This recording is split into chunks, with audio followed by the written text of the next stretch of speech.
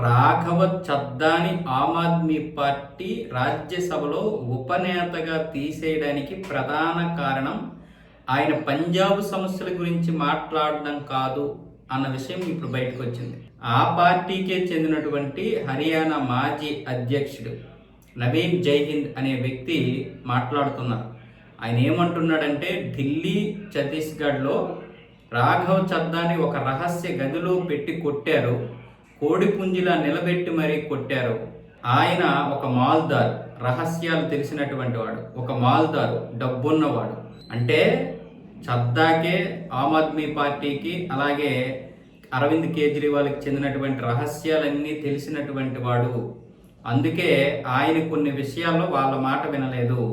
ఒక అవినీతి డబ్బు పంపకాల్లో జరిగినటువంటి తేడాల వల్ల ఇంత రాద్ధాంతం జరుగుతుంది, మరెందుకు కాదు. ఆయన కొంత డబ్బుని సేకరించాడు. ఆ డబ్బుని సింగపూర్ పంపించాలని ఆమ్ ఆద్మీ పార్టీ ముఖ్య నేతలు అరవింద్ కేజ్రీవాల్తో పాటు మిగతా వాళ్ళు అనుకున్నారంట. కానీ రాఘవ చద్దా దాన్ని లండన్ పంపించాడంట.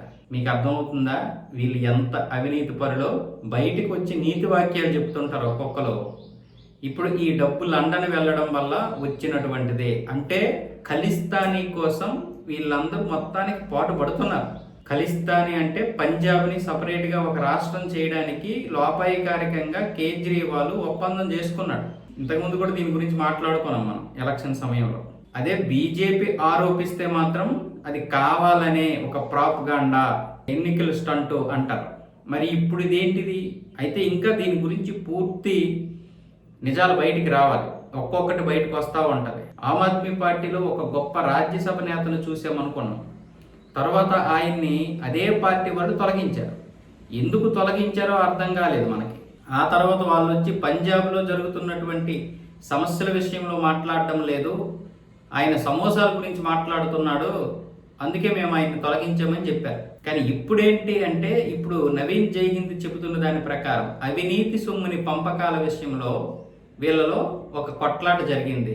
దానికి సంబంధించి రాఘవ చద్దాని వీళ్ళు కొట్టడం కూడా జరిగిందంటే ఏ లెవెల్లో వీళ్ళు రాజకీయాలు నడుపుతున్నారో చూడండి. అంటే అరవింద్ కేజ్రీవాల్ అంత డమ్మీగాడు. డమ్మీగాడు అంటే మామూలు డమ్మీగాడు కాదు. పార్టీని ఇంకెవరి చేతిలో పెట్టాడు. ఒకటి డమ్మీగాడు, రెండు అవినీతి పరుడు.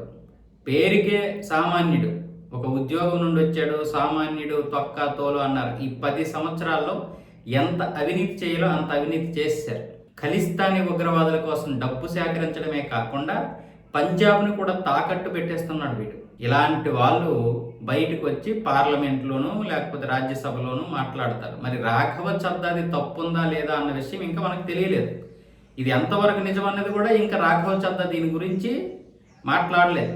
ఇంతకుముందు దాని గురించి మాట్లాడాడు, ఆయన్ని తొలగించడం విషయంలో మాట్లాడాడు. ఎందుకు అంటే, నేను తప్పు చేసిన వాడిని అవుతాను మాట్లాడకపోతే. ఒక విషయాన్ని 100 సార్లు చెబితే అది నిజమైపోద్ది. అంటే ఒక అబద్ధాన్ని 100 సార్లు అదే విధంగా చెబితే అది నిజమైపోద్ది.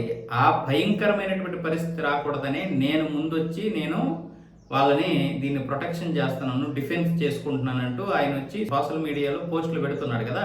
మరి దీని గురించి కూడా రాఘవ చద్దా గారు మాట్లాడాలి.